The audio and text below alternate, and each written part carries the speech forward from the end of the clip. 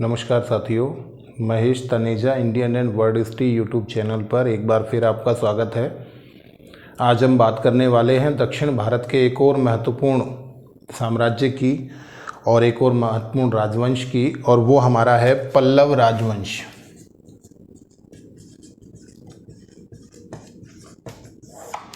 पल्लव राजवंश के बारे में जब हम बातचीत करें तो हम ये जान लें कि पल्लवों का जो मुख्य क्षेत्र रहा, जो राजधानी रही, वो रही कांची।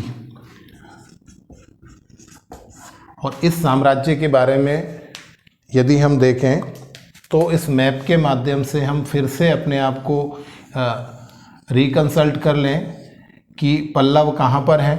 तो देख लीजिए, यहाँ हमने आपको बताया था कि ये वातापी का चालुक्य साम्राज्य, जहाँ पर बाद में राष्ट्रकूट आएंगे।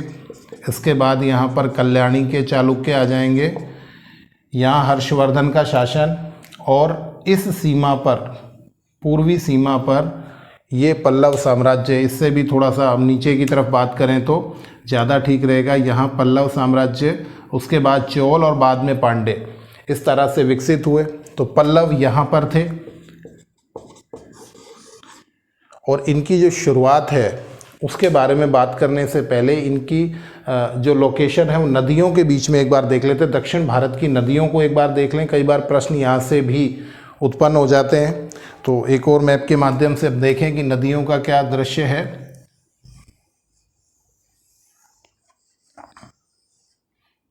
देखिए, दक्षिण भारत की नदियों को यदि हम देखते हैं तो सबसे पहले यहाँ से गोदावरी, ये गोदावरी, उसके बाद कृष्णा और तुंगभद्रा, ये दोनों कनेक्ट है। ये कृष्णा है और ये है तुंगभद्रा। ठीक है, कृष्णा और तुंगभद्रा के बीच का रायचूर दोआब का जो क्षेत्र है, बड़े विवादों का कारण रहा है। इतिहास में बड़ी पृष्ठभूमि रही है इसकी। इसके अलावा देखें, यहाँ पर एक नदी पेन्नार, यहाँ एक और नदी वेल्लार, और यहाँ पर कावेरी। तो हल्का सा इस पिक्चर को हमको समझना होगा, और जहाँ पर कुछ ऐसे शब्द इस्तेमाल किए जाते हैं जो हमारे लिए टेक्निकली बहुत इम्पोर्टेंट हो जाते हैं। जैसे आपके सामने एक शब्द आएगा तोंड मंडलम, और एक आएगा चोल मंडलम। आपसे ये कहा जाएगा कि चोल मंडलम जो था वो चोलों का शासन क्षेत्र था, और तोंड मंडलम जो था वो मुख्य रूप से पल्लवों का शासन क्षेत्र था। तो आपको ये ध्यान रखना है कि गोदावरी से लेकर कृष्णा और पेन्नार के उत्तर का जो क्षेत्र है ये तो है तोंड मंडलम, और पेन्नार और वेल्लार के बीच का जो मुख्य क्षेत्र है ये क्या है, ये चोल मंडलम। ठीक है, ये स्पष्ट हो जाना चाहिए कि पल्लव क्षेत्र जो है वो तोंड मंडलम है, और जो चोलों का क्षेत्र होगा मुख्य रूप से वो होगा चोल मंडलम, और वो पेन्नार और वेल्लार नदियों के मध्य की स्थिति होगी लगभग। और मंडलम शब्द का अभिप्राय, जब हम चोल साम्राज्य को पढ़ेंगे तो मंडलम का मतलब प्रांत होता है। तो अपने आप में एक तरह से तोंड प्रांत और चोल प्रांत के रूप में आप इसे देख सकते हैं। तो पल्लवों की स्थिति यहाँ पर गोदावरी कृष्णा के क्षेत्र में, जिसमें पेन्नार और वेल्लार का उत्तरी क्षेत्र आ जाएगा समाहित होके, और पेन्नार और वेल्लार के बीच का जो क्षेत्र है वो चोल मंडलम है, जहाँ पर चोल साम्राज्य की स्थापना होगी। तो कई बार नदियों के बारे में डिस्कशन होता है, और डिस्कशन में मैंने आपको बताया कि कृष्णा और तुंगभद्रा के बीच का जो क्षेत्र है, जिसे हम ये वाला क्षेत्र कह सकते हैं, ये वाला क्षेत्र कहलाता है रायचूर दोआब। और रायचूर दोआब जो है, रायचूर जो है एक नगर का नाम है, उसी के नाम से इसे रायचूर दोआब कहा जाता है। दो नदियों के बीच की भूमि कहा जाता है। इस क्षेत्र पर बड़ा विवाद रहा है। इस क्षेत्र पर ही विवाद की वजह से हम लोगों ने पढ़ा था कि पल्लवों का एक संघर्ष मिलता है वातापी के चालुक्यों के साथ, और वातापी के चालुक्यों के साथ जो संघर्ष है उसका मुख्य कारण क्या था, तो वो यही कारण है, कौन सा, ये रायचूर दोआब का क्षेत्र। ठीक है, तो मुझे लगता है मैप के माध्यम से आपको एक शुरुआती जानकारी मिल गई होगी कि पल्लव कहाँ पर अवस्थित थे।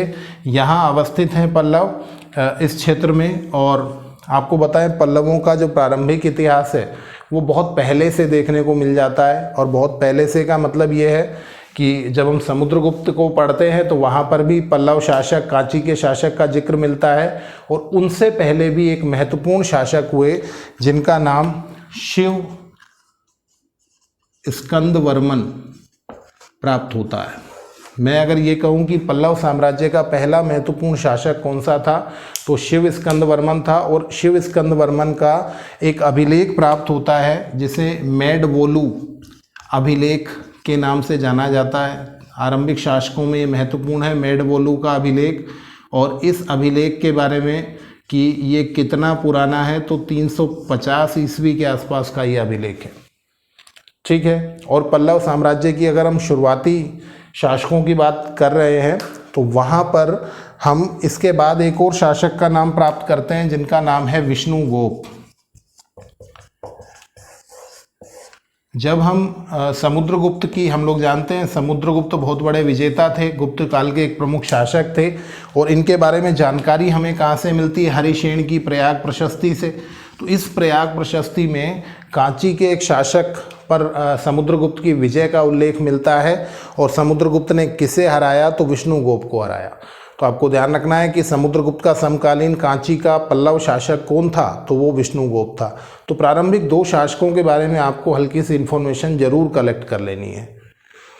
ठीक है, शिव स्कंदवर्मन, इनका मेडवोलू अभिलेख, और विष्णुगुप्त जो समुद्रगुप्त से पराजित हुए।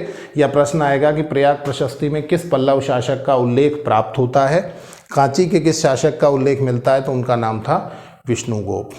चलिए पल्लवों के बारे में कुछ और आरंभिक जानकारियों पर नज़र डाल लेते हैं। हम देख लेते हैं कि पल्लव शासक जो हैं इनके प्रारंभिक अभिलेख हमें प्राप्त हुए हैं प्राकृत में। ठीक है, और बाद के अभिलेख जो हैं वो मुख्य रूप से किस में मिले? संस्कृत में। अगर आपसे ये कहा जाए कि सर्वाधिक अभिलेख किस भाषा में है तो सर्वाधिक भी संस्कृत में है। और इनकी राजकीय भाषा भी संस्कृत। राजकीय भाषा पल्लव शासकों की कौन सी मानी गई है? तो संस्कृत मानी गई है। और बहुत ज़्यादा कंफ्यूज होने की आवश्यकता नहीं है क्योंकि पल्लव शासकों के संरक्षण में भारवी और दंडी जैसे रचनाकार, संस्कृत के महान रचनाकार भारवी और दंडी जैसे रचनाकार इनके संरक्षण में रहे हैं। और यदि मैं इस बातचीत को इस तरह से भी प्रस्तुत करूं कि हर्षवर्धन के समय ये साम्राज्य इस स्थिति में है, तो हर्षवर्धन के समय आप देखेंगे तो जितनी भी रचनाएं हैं, बाण भट्ट को देख लीजिए आप, हर्षवर्धन को स्वयं को देख लीजिए।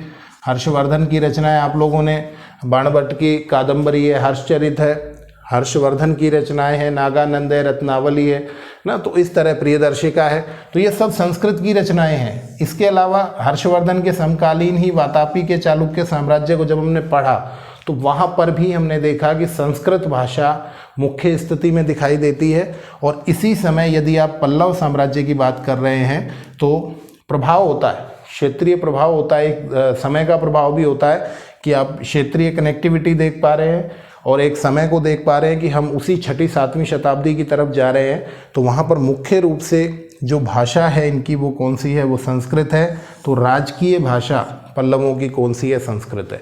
काफ़ी बार स्टूडेंट यहाँ पर मिसिंग हो जाते हैं, वो दक्षिण भारत देखते ही और भाषाओं की तरफ चले जाते हैं कि प्राकृत होगा, तेलुगु होगा या तमिल होगा, कुछ और भाषा हो सकती है, पर नहीं, संस्कृत ही पल्लवों की राजकीय भाषा थी। ठीक है, तो ये आपको ध्यान रखना है कि राजकीय भाषा संस्कृत और प्रारंभिक अभिलेख प्राकृत भाषा में हमें इनके प्राप्त हुए हैं। इसके अलावा बात करें तो पल्लव शासकों ने अपने आप को ब्रह्मा से उत्पन्न माना है। और आपको यदि याद होगा तो वातापी के चालुक्य शासकों के बारे में भी ये कहा गया था कि ब्रह्मा के चुलुक से उनकी उत्पत्ति हुई है। और ये अपने आप को, पल्लव शासक अपने आप को अश्वत्थामा का वंशज मानते हैं। अश्वत्थामा का वंशज मानते हैं।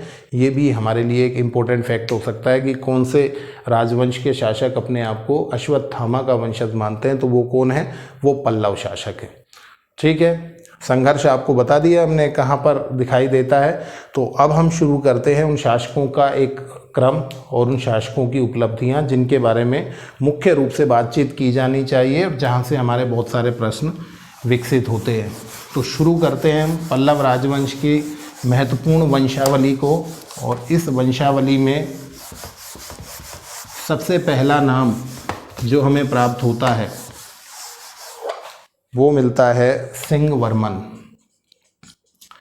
सिंहवर्मन, राजधानी इनकी कांची है, बिल्कुल स्पष्ट है कि कांची राजधानी है।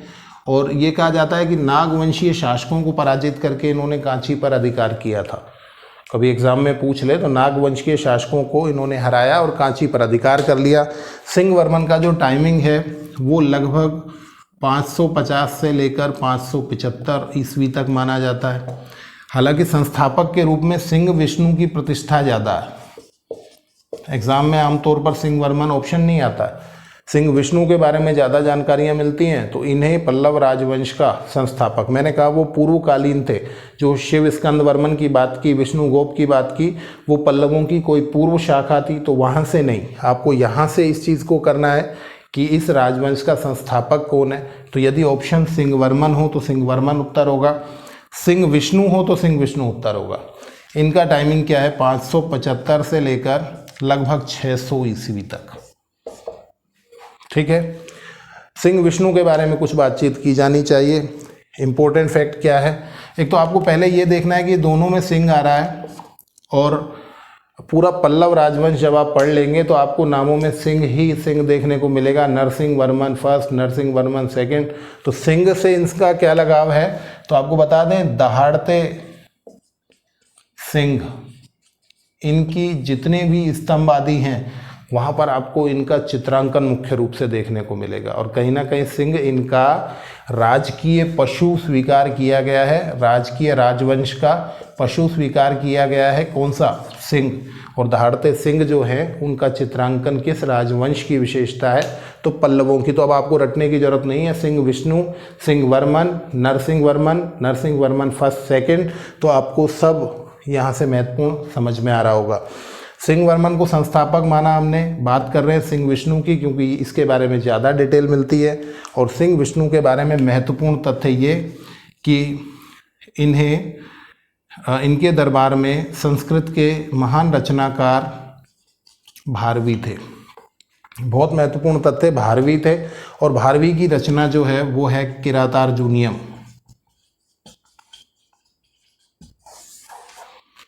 ठीक है, किरातार्जुनीयम की रचना क्या है, ये कहीं ना कहीं महाभारत से अनुप्राणित रचना है जिसमें अर्जुन की कहानी मिलती है। और अर्जुन तपस्या के माध्यम से, अर्जुन की तपस्या में किरात के रूप में शिव आते हैं, उनकी वो परीक्षा लेते हैं। और इस तरह का कुछ संदर्भ हमें प्राप्त होता है इस रचना से।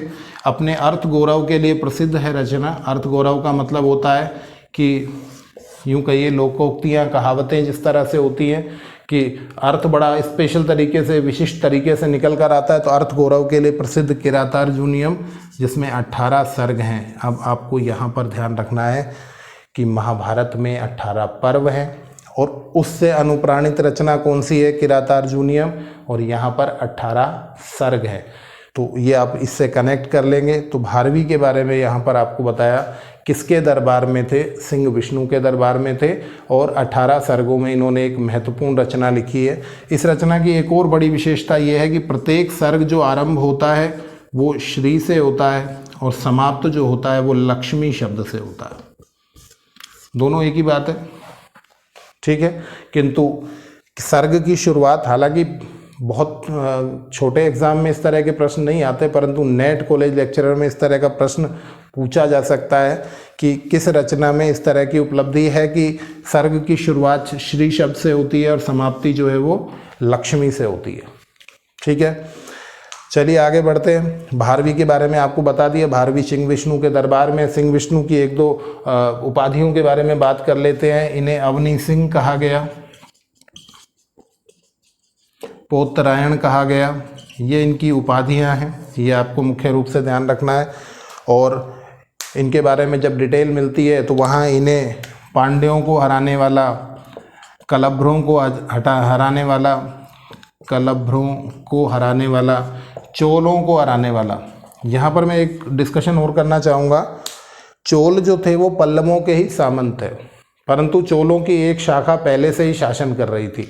हम लोगों ने संगम काल के अंदर देखा है कि संगम काल में चोल साम्राज्य की बातचीत होती है, महत्वपूर्ण कुछ शासकों की बातचीत होती है। तो वो जो चोलों की एक शाखा थी, उन शासकों को, उस शाखा को पराजित करने का श्रेय आरंभिक तौर पर किसे दिया जाता है? सिंह विष्णु को दिया जाता है। और इस वजह से, इतनी जानकारियों की वजह से सिंह विष्णु को ही इस राजवंश का संस्थापक स्वीकार कर लिया जाता है। इसके अलावा इनकी सिंघल द्वीप पर विजय को भी माना जाता है। सिंघल द्वीप का मतलब श्रीलंका पर विजय, और ये माना जाता है कि इन्होंने चोल मंडलम पर अधिकार स्थापित कर लिया। यदि आपसे ये कहा जाए कि पल्लवों का आरंभिक क्षेत्र कौन सा था, तो आपको उसका उत्तर तोंड मंडलम देना है। और यदि आपसे ये कहा जाए कि चोल मंडलम पर विजय किसने प्राप्त की, तो चोल मंडलम क्षेत्र पर विजय प्राप्त करने का श्रेय सिंह विष्णु को दिया जाता है। ठीक है, तो इस चीज़ को आप बिल्कुल व्यवस्थित कर लेंगे। और इसके बाद हम बात करने वाले हैं महत्वपूर्ण और बहुत महत्वपूर्ण शासक के बारे में, जिसका नाम है महेंद्र वर्मन फर्स्ट। चलिए, यहाँ तक मुझे लगता है कोई समस्या नहीं। भारवी का नाम आपको सिंह विष्णु के साथ अटैच कर लेना। अब देखिए, महेंद्र वर्मन फर्स्ट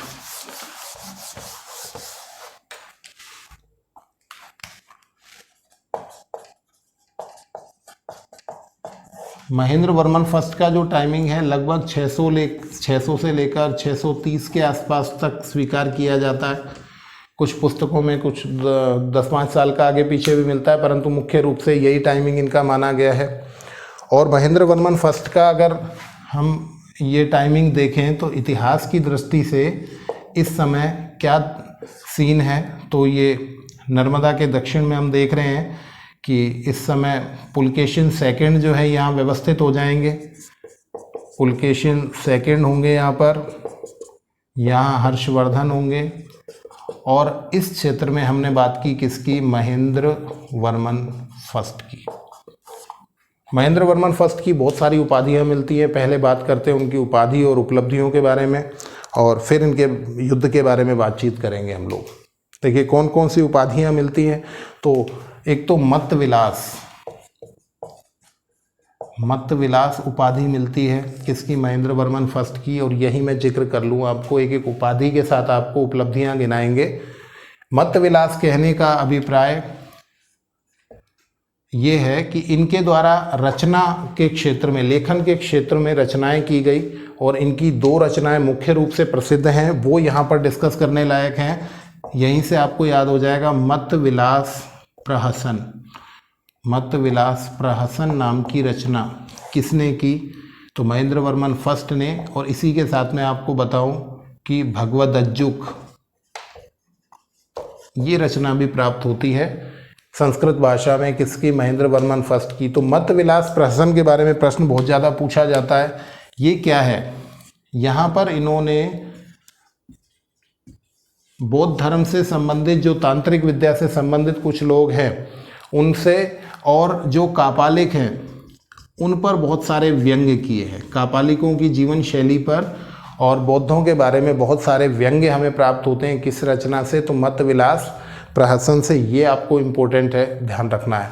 उसके अलावा बात करते हैं, इन्हें गुणभर कहा गया। दूसरी उपाधि जो है वो गुणभर है। तो गुणभर का मतलब गुणों की खान है, ये भर के इनके पास गुण है। उसके बाद देखें विचित्र चित्त। विचित्र चित्त का मतलब क्या है?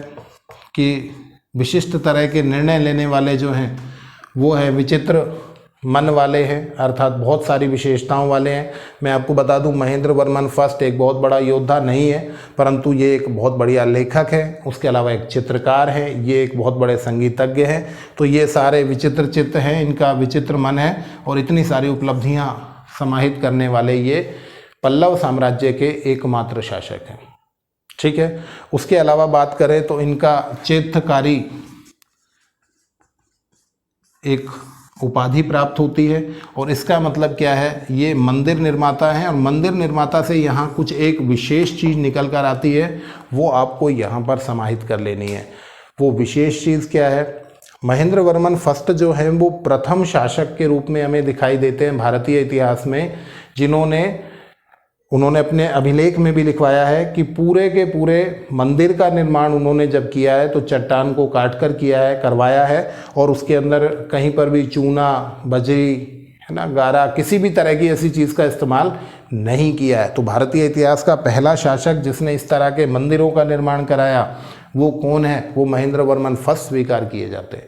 आपको याद होगा कि हमने कहा था कि चट्टानों को काटकर मूर्ति निर्माण की शैली की शुरुआत मौर्य शासकों से मानी जाती है। जब हम धौली के गज की बात कर रहे थे, यहाँ हम बात कर रहे हैं कि भारतीय इतिहास में पहली बार ऐसे मंदिर जो चट्टान को काटकर बिना किसी अलग मटेरियल के एक मंदिर का निर्माण किए जाने की जो संकल्पना है वो सबसे पहले किसने दी? महेंद्र वर्मन फर्स्ट ने दी, और इसलिए इनकी उपाधि प्राप्त होती है चैत्यकारी। ठीक है। उसके अलावा बात करें इनके बारे में, एक और चित्रकार पुली के नाम से इनका एक उपाधि इनकी प्राप्त होती है, और इसमें ये कहें कि चित्रकारों में मुख्य या श्रेष्ठ जो है वो इन्हें माना गया है। और आपको बता दें, जिस नटराज मूर्ति की हम बात किया करते हैं, आप लोगों को पता होगा, हम लोग आज तक यही पढ़ते आए कि जो नटराज की मूर्तियां हैं उनका निर्माण जो है इनके बाद आने वाले चोल शासकों के द्वारा कराया गया, पर नटराज की उस प्रतिमा का प्रारंभिक चित्रांकन हमें प्राप्त होता है इसी काल में, पल्लव काल में। और नई खोजों में तो ये भी स्वीकार किया गया कि पल्लवों के समय से ही नटराज की मूर्तियां जो है, नटराज शिव की मूर्तियां बननी शुरू हो गई थी। इस शिव का चित्रांकन नटराज मुद्रा में सबसे पहले, या यूं कहिए एक महत्वपूर्ण शासक के द्वारा किया गया, और वो कौन है? महेंद्र वर्मन फर्स्ट है। तो एक बड़े चित्रकार के रूप में आपको दिखाई देते हैं कौन? महेंद्र वर्मन फर्स्ट।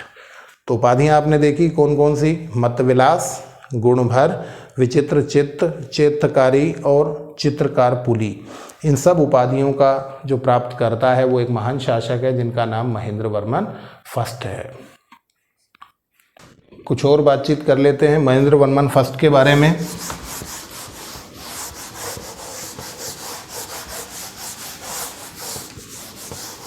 जैसा कि मैंने आपको बताया कि महेंद्र वर्मन फर्स्ट जो हैं वो संगीत के क्षेत्र में भी एक महत्वपूर्ण स्थिति को रखते हैं।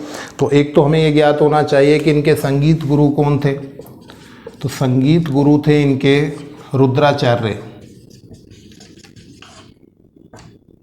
और रुद्राचार्य से संगीत की शिक्षा प्राप्त करके इन्होंने संगीत से संबंधित एक महत्वपूर्ण ग्रंथ लिखा जिसका नाम आपको ध्यान रखना है कुडमिमालय नाम का ग्रंथ किसने लिखा? महेंद्र वर्मन फर्स्ट ने लिखा। और किससे संबंधित ग्रंथ है? तो वो संगीत से संबंधित ग्रंथ है। ठीक है। तो ये एक उपलब्धि आपको यहाँ पर नोटिस कर लेनी है। और आपको बता दें इनका एक अभिलेख भी है जिसे संगीत अभिलेख के नाम से जाना जाता है, और उस अभिलेख का नाम है पुड्डकोट्टई अभिलेख। और इस अभिलेख को संगीत का अभिलेख या संगीत अभिलेख के नाम से जाना जाता है। तो संगीत के क्षेत्र में इनके योगदान को आप यहाँ पर देख सकते हैं। संगीत के गुरु, संगीत की शिक्षा देने वाले इनके गुरु रुद्राचार्य थे। और हम बात कर रहे हैं कुडमिमालय नाम की रचना की है संगीत से संबंधित, और एक अभिलेख जिसमें संगीत से संबंधित बहुत सारी जानकारियाँ मिलती हैं, वो कौन सा है? पुड्डकोट्टई अभिलेख है। ठीक है। इसके अलावा आपको इनकी चित्रकला के बारे में, एक तो हमने आपको बता दिया कि जो नटराज की शिव मूर्तियां हैं उनको उकेरने का काम, उनका चित्रांकन करने का आरंभिक काम किसने किया? तो वो महेंद्र वर्मन फर्स्ट ने किया। उसके अलावा आपको बता दें इन्हीं के समय में प्राचीनतम जैन भित्ति चित्र प्राप्त होते हैं। हम जैन धर्म में इस चीज़ को पढ़कर आए हैं कि प्राचीनतम जो जैन भित्ति चित्र हैं जिसमें तीर्थंकरों आदि के बारे में चित्रांकन हमें मिलता है, उनके चित्रांकन मिलते हैं, वो सितनवासल नामक स्थान से प्राप्त हैं। और ये सितनवासल जो है ये महेंद्र वर्मन के ही शासन क्षेत्र में था। अर्थात इन्हीं के शासन क्षेत्र में सबसे पहले जैन धर्म से संबंधित जैन तीर्थंकरों के भित्ति चित्र हमें मिलते हैं। और वो कौन से स्थान पर हैं? तो सितनवासल नाम के स्थान पर है। तो ये भी इनकी चित्रकला में एक महत्वपूर्ण उपलब्धि हमें प्राप्त होती है। इसके अलावा बात करें तो जैसा कि मैंने मंदिरों के बारे में आपको बताया, मंदिर स्थापत्य के बारे में बताया कि मंदिर स्थापत्य में इन्होंने एक नई शैली विकसित की और पूरे के पूरे मंदिर का निर्माण एक बड़ी चट्टान को काटकर किए जाने की परंपरा विकसित की। आपको बता दें, पल्लवों के मंदिर निर्माण की जो शैली है उसको हम अलग से पढ़ने वाले हैं, बहुत इंपॉर्टेंट रहती है, वहाँ से प्रश्न पूछे जाते हैं।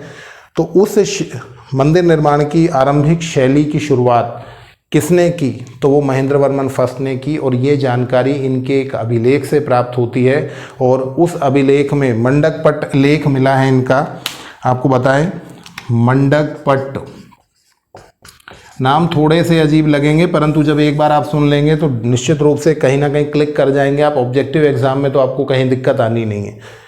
मंडकपट का जो लेख है, इसके अंदर क्या लिखा हुआ है, इसमें महेंद्र वर्मन फर्स्ट ने लिखवाया है कि मैंने पहली बार मंदिर निर्माण की एक ऐसी शैली को विकसित कर दिया जिसके अंदर अब चूने, पत्थर, अलग से पत्थर या ईंट का प्रयोग, या यूं कहिए कि गारा, इस तरह की चीज़ों का कहीं इस्तेमाल नहीं किया जाता है, और पूरी की पूरी चट्टान को कुरेद कर काट कर ही एक विशाल मंदिर का, एक श्रेष्ठ मंदिर का निर्माण कराया जाता है। तो ये वाला यहाँ पर एग्जाम्पल आपको बता दें, जब हम आगे जाके डिस्कस करने वाले हैं तो इनके जो मंदिर हैं वो पूरी चट्टान को काटकर बड़े बड़े मंडप निर्मित किए गए। मंडप आप लोग जानते हैं, हमने डिस्कस किया था कि मंदिर का जो बड़ा बरामदा होता है जहाँ पर लोग खड़े होकर पूजा प्रार्थना करते हैं, वो क्या कहलाता है? वो मंडप कहलाता है। तो बड़े बड़े मंडप जो हैं वो विशेषता है इनकी शैली की, और जब हम आगे जाएंगे तो महेंद्र वर्मन के नाम से वो शैली हमें पढ़ने को मिलेगी। तो आपको ध्यान रखना है ये जानकारी हमें कहाँ से मिलती है। तो मंडप के बारे में या मंदिर के बारे में जानकारी कौन से लेख से मिलती है? मंडकपट से, जहाँ पर उन्होंने दावा किया है कि वो इस नवीन शैली के प्रवर्तक हैं। ठीक है, तो आपने संगीत के क्षेत्र में देखा, चित्रकला, मंदिर निर्माण के क्षेत्र में देखा तो महत्वपूर्ण स्थिति में, हमने देखा लेखन के क्षेत्र में महत्वपूर्ण स्थिति में है। इसके अलावा बात करें तो इनके धर्म को भी हम लोग देख लेते हैं। प्रारंभिक तौर पर ये जैन धर्म से प्रभावित थे। ठीक है, महेंद्र वर्मन फर्स्ट आरंभिक तौर पर क्या थे? जैन धर्म से प्रभावित थे, परंतु एक नयनार संत अप्पार ने इन्हें बदल दिया। ये नयनार संत हैं, अपार ने इन्हें बदल दिया और अब ये हो गए शैव। ठीक है, आपसे प्रश्न पूछा जाए महेंद्र वर्मन फर्स्ट जो है आरंभिक तौर पर किस धर्म के अनुयायी थे, तो वो जैन थे, परंतु अपार की प्रेरणा से वो क्या हो गए? शैव हो गए। यहाँ एक बहुत महत्वपूर्ण प्रश्न और इंक्लूड कर देता हूँ मैं। जो हम पढ़ते हैं कि आलवार और नयनार संत, ये इनका जो टाइमिंग है ये कौन सा है? तो आपको बता दें, सबसे ज़्यादा संरक्षण आलवार और नयनार संतों को कहाँ मिला है? तो पल्लव शासन काल में मिला है। ठीक है, बहुत इंपॉर्टेंट है कि पल्लव शासन काल में ही आलवार और नयनार संतों के माध्यम से वैष्णव और शैव भक्ति की एक नई परंपरा या भक्ति आंदोलन का एक नया स्वरूप विकसित हुआ। तो वो आपके लिए बहुत महत्वपूर्ण फैक्ट हो जाने वाला है। तो यहाँ पर अपार ने इनको शैव बना दिया, ये भी एक महत्वपूर्ण तथ्य है। ठीक है, अब आगे बढ़ते हैं। जैसा कि मैंने आपको बताया कि कला के क्षेत्र में महेंद्र वर्मन फर्स्ट जो हैं वो अपने आप में बहुत उत्कृष्ट है। इनके अभिलेख मिलते हैं, ये राइटर है, ये संगीतज्ञ है, ये चित्रकार है, परंतु ये बहुत बड़े योद्धा संभवतः नहीं है।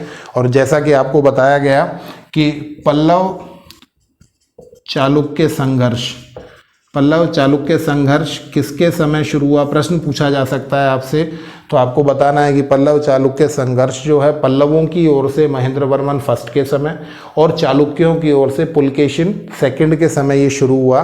और इसका जो मूल कारण था भी आपको बताया हमने, रायचूर दोआब का क्षेत्र।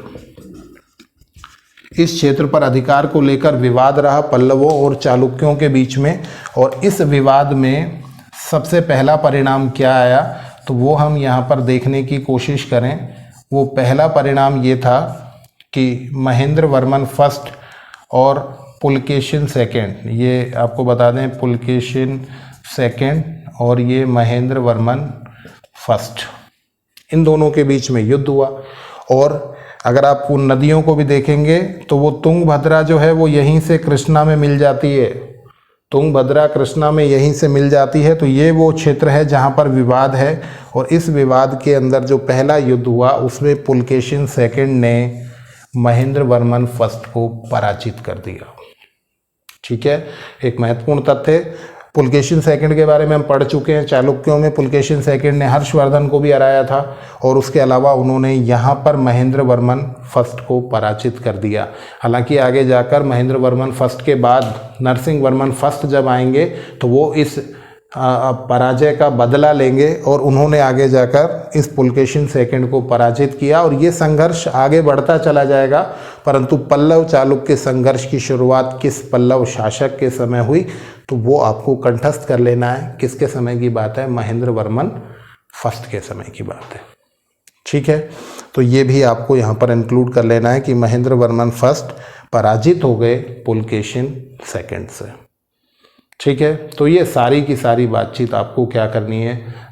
संग्रहित कर लेनी है, समेट लेनी है। और आपने देख लिया कि हमने आज आरंभिक तौर पर पहली क्लास में पल्लवों का इंट्रोडक्शन, उनकी अवस्थिति स्थिति जो है वो देख ली, प्रारंभिक शासक देख लिए और महेंद्र वर्मन फर्स्ट तक का जो भी आवश्यक डाटा डिटेल है वो हम यहाँ पर डिस्कस कर चुके हैं।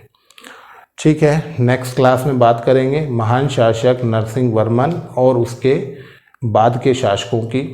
जुड़े रहिए Mahesh Taneja Indian and world history YouTube channel से। बहुत सारा धन्यवाद।